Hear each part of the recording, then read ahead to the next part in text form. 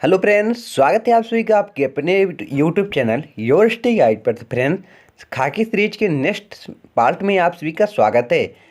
Friends, आज की जितने भी क्वेश्चन मैंने लिए हैं सभी इंपॉर्टेंट क्वेश्चन है, क्योंकि हर एक क्वेश्चन दोस्तों कम से कम आप सभी के एग्जाम में 3 से या 4 बार पूछे गए हैं। उन्हीं क्वेश्चनों को मैंने दोस्तों यहाँ पर जो है पुटअप किया है। एक एक क्वेश्चन दोस्तों आप सभी को एक्सप्लेनेशन के साथ बताऊँगा, ताकि इस टॉपिक से बनने वाला एक भी क्वेश्चन आप सभी के एग्जाम में इससे बाहर ना जाए। चलिए पढ़ना शुरू करते हैं। पहला क्वेश्चन देखते हैं। आज का हमारा पहला क्वेश्चन क्या है? सिंधु घाटी सभ्यता के लोगों का मुख्य व्यवसाय क्या था? सिंधु घाटी सभ्यता के लोगों का मुख्य व्यवसाय क्या था?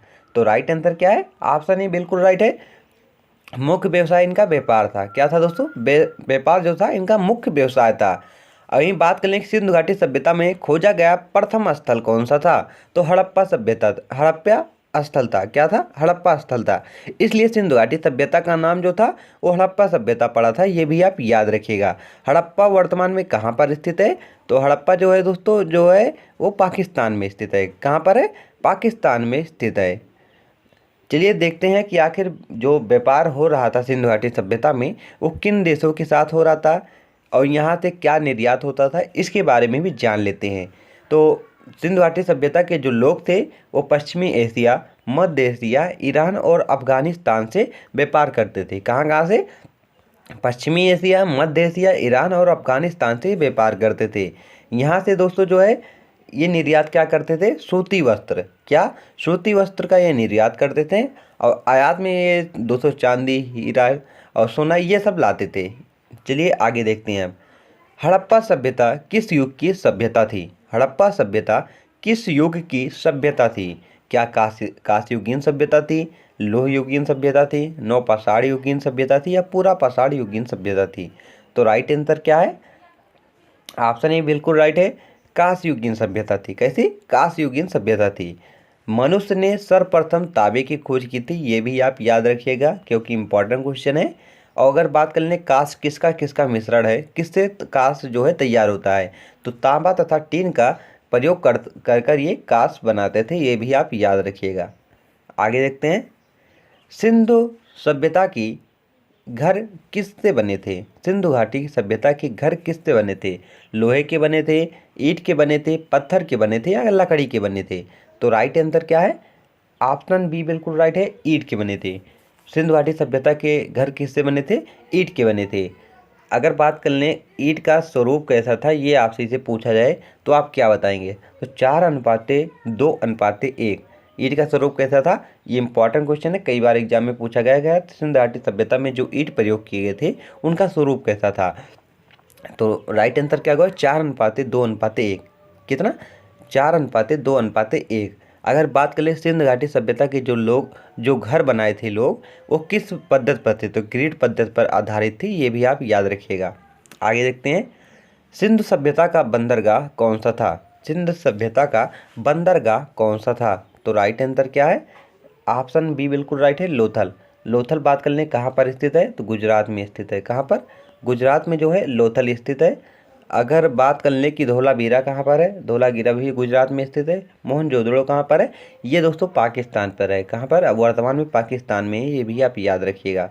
अगर बात कर लें कि सिंधु घाटी में लकड़ी की नालियाँ कहाँ पर पाई गई? तो धोलावीरा में पाई गई थी। और ये 3 भागों में विभाजित था। यह नगर कितने भागों में? 3 भागों में विभाजित था।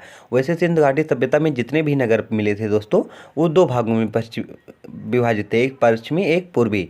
और लेकिन अगर बात कर लें कि धोलावीरा जो था वो 3 भागों में विभाजित था।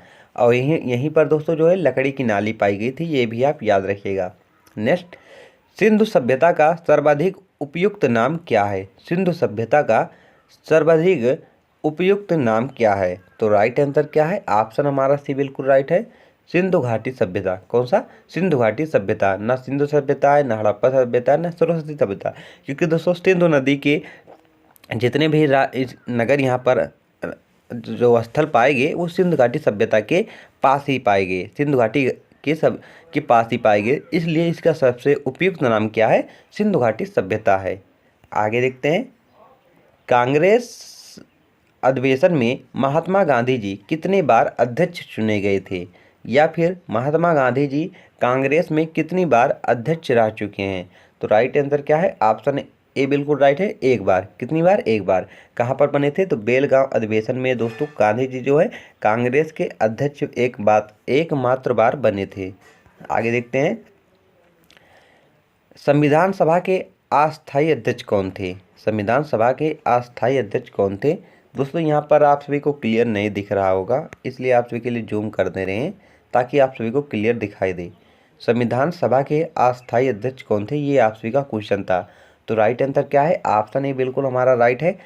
कौन थे? डॉक्टर सच्चिदानंद सिन्हा। कौन थे? डॉक्टर सच्चिदानंद सिन्हा संविधान सभा के अस्थायी अध्यक्ष थे। कब बने थे? 9 दिसंबर 1946 को ये जो है डॉक्टर सच्चिदानंद संविधान सभा के पहले अस्थायी अध्यक्ष बने थे। वहीं बात कर लें कि संविधान सभा के अस्थायी अध्यक्ष कौन बने थे, तो डॉक्टर राजेंद्र प्रसाद बने थे। कब बने थे? तो 11 दिसंबर को ये बने थे। बी.एन. राव कौन थे? तो बी.एन. राव जो दोस्तों जो थे संविधान सभा के सलाहकार थे। कौन? संविधान सभा के सलाहकार कौन थे? तो बी.एन. राव थे। वहीं बात कर ले पंडित जवाहरलाल नेहरू जी की, तो पंडित जवाहरलाल नेहरू जी भारत के प्रथम प्रधानमंत्री बने थे, ये भी आप याद रखिएगा। चलिए आगे देखते हैं हम। नेक्स्ट क्वेश्चन देखते हैं, भारतीय संविधान में प्रस्तावना किसने पेश की थी? भारतीय संविधान में प्रस्तावना जो है वो किसने पेश की थी, ये आपसे से पूछा जा रहा है। तो राइट आंसर क्या है? ऑप्शन हमारा ए बिल्कुल राइट है, पंडित जवाहरलाल नेहरू जी ने। किसने? पंडित जवाहरलाल नेहरू जी ने भारतीय संविधान में प्रस्तावना को पेश की थी। वहीं बात कर ले डॉक्टर भीमराव अंबेडकर की, तो डॉक्टर भीमराव अंबेडकर जो थे प्रारूप समिति के अध्यक्ष थे। किसके थे? प्रारूप समिति के अध्यक्ष थे, ये भी आप याद रखिएगा। और इनका चयन संविधान सभा में किस राज्य से हुआ था, ये भी पूछा जाता है, तो पश्चिम बंगाल से हुआ था। नेक्स्ट, भारतीय संविधान की स्थापना किसने की थी? भारतीय संविधान की स्थापना किसने की थी? डॉक्टर भीमराव अंबेडकर ने, संविधान सभा ने, विधान सभा ने, कोई नहीं ने। तो राइट आंसर क्या है? ऑप्शन भी बिल्कुल राइट है, संविधान सभा ने। दोस्तों डॉक्टर भीमराव अंबेडकर जी को संविधान का जनक माना जाता है, लेकिन अगर क्वेश्चन यह पूछा है कि भारतीय संविधान की स्थापना किसने की थी, तब भीमराव अंबेडकर राइट आंसर नहीं होगा, तब राइट आंसर होगा संविधान सभा ने। क्योंकि दोस्तों संविधान सभा में बहुत सारे लोग थे, सभी लोगों ने मिलकर संविधान को बनाया है। यह अकेले जो डॉक्टर भीमराव अंबेडकर जी ने इन्होंने अकेले नहीं बनाया है, संविधान सभा ने मिलकर इसे बनाया है। बात कर लें कि वहीं बात कर लें दोस्तों कि हमारे संविधान को पारित कब किया गया था, लागू कब किया गया था, इसकी बात कर लें तो हमारे संविधान को दोस्तों जो है 26 नवंबर, कब? 26 नवंबर 1949 को हमारे संविधान को पारित किया गया था। लागू करने की बात कर लें तो 26 जनवरी, कब? 26 जनवरी 1950 को हमारे भारतीय संविधान को लागू किया गया था। इसलिए 26 जनवरी को कौन सा गणतंत्र दिवस मनाया जाता है? गणतंत्र दिवस मनाया जाता है। अगर बात करें स्वतंत्रता दिवस कब मनाया जाता है, तो 15 अगस्त को मनाया जाता है। नेक्स्ट क्वेश्चन, अंकोर वाट का मंदिर कहाँ पर स्थित है, या अंकोर वाट कहाँ पर स्थित है? तो राइट आंसर क्या है? कंबोडिया। कहाँ पर स्थित है? कंबोडिया में अंकोर वाट का मंदिर स्थित है। भीमबेटका किसके लिए प्रसिद्ध है? भीमबेटका किसके लिए प्रसिद्ध है? इंपॉर्टेंट क्वेश्चन है, कई बार एग्जाम में पूछा गया है। भीमबेटका किसके लिए प्रसिद्ध है? तो गुफाओं के शैलचित्र के लिए। किसके लिए? गुफाओं के शैलचित्र के लिए भीमबेटका जो है ये प्रसिद्ध है। नेक्स्ट देखते हैं, भारत में चारबाग शैली का प्रथम मकबरा कौन सा है? भारत में चारबाग शैली का प्रथम मकबरा कौन सा है? तो राइट आंसर क्या है? हुमायूं का मकबरा। कौन सा? हुमायूं का मकबरा। किसने बनाया था? हुमायूं की वाइफ ने इसे बनाया था। आगे देखते हैं, अकबरनामा किसने लिखी? मोस्ट इम्पॉर्टेंट क्वेश्चन है दोस्तों, ये इतनी बार पूछा है कि आपको बता नहीं सकते। अगर मुगल वंश से कोई क्वेश्चन आता है तो दो ही क्वेश्चन दोस्तों ज़्यादा फेमस है, एक हुमायूंनामा और एक अकबरनामा। ये दोनों क्वेश्चन सबसे ज़्यादा पूछे जाते हैं। अगर बात कर लें कि अकबरनामा किसने लिखी है, तो अबुल फजल ने। किसने? अबुल फजल ने जो है अकबरनामा लिखी। अगर बात कर लें कि हुमायूंनामा किसने लिखी, तो गुलबदन ने। किसने? गुलबदन जो हुमायूं की दोस्तों क्या थी? बहन थी, उन्होंने हुमायूंनामा लिखी, ये भी आप याद रखिएगा। नेक्स्ट देखते हैं, किस अधिनियम में पहली बार भारत की संघीय संरचना प्रस्तुत की गई? किस अधिनियम में पहली बार भारत में भारत के लिए संघीय संरचना प्रस्तुत की गई? तो राइट आंसर क्या है? ऑप्शन सी 1935 के अधिनियम में। कब? 1935 के अधिनियम में प्रस्तुत की गई थी। भारत के राज चिन्ह में प्रस्तुत होने वाले शब्द सत्यमेव जयते किस उपनिषद से लिए गए हैं? भारत के राज चिन्ह में प्रस्तुत होने वाले शब्द सत्यमेव जयते किस उपनिषद से लिए गए हैं? तो राइट आंसर क्या है? मंडूक उपनिषद से। किससे? मंडूक उपनिषद से लिए गए हैं। नेक्स्ट देखते हैं, आर्य शब्द का शाब्दिक अर्थ क्या है? आर्य शब्द का शाब्दिक अर्थ क्या होता है? तो आर्य शब्द का शाब्दिक अर्थ है श्रेष्ठ या कुलीन। क्या? श्रेष्ठ या कुलीन जो है आर्य शब्द का शाब्दिक अर्थ होता है।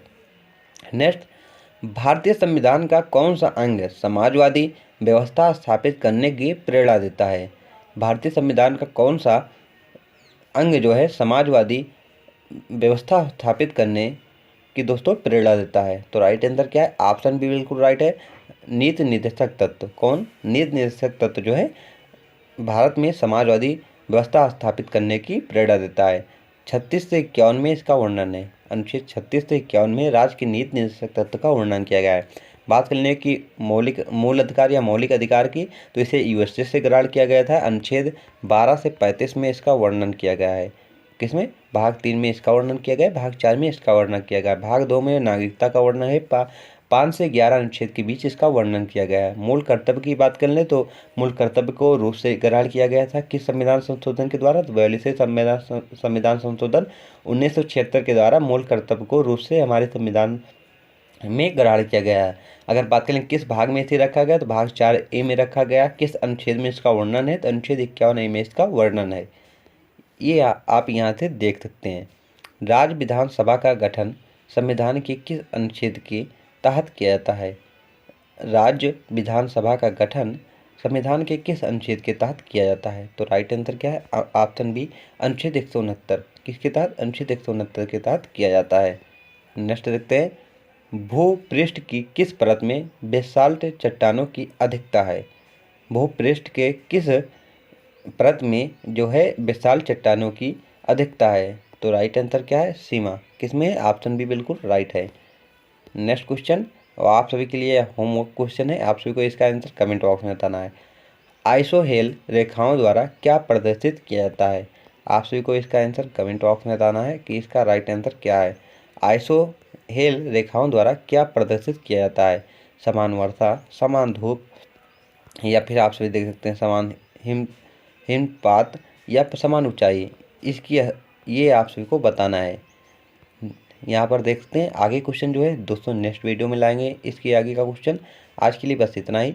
आप सभी को वीडियो कैसा लगा कमेंट बॉक्स में ज़रूर बताइएगा, और आप सभी को इसका आंसर आप सभी को कमेंट बॉक्स में ज़रूर बताना है। आइसोहेल रेखाओं द्वारा क्या प्रदर्शित किया जाता है? इंपॉर्टेंट क्वेश्चन है, इसे आप ज़रूर करिएगा और बताइएगा कमेंट बॉक्स में। अगर वीडियो पसंद आए तो चैनल को सब्सक्राइब करें, वीडियो को लाइक करें तथा अपने फ्रेंड के पास शेयर करें।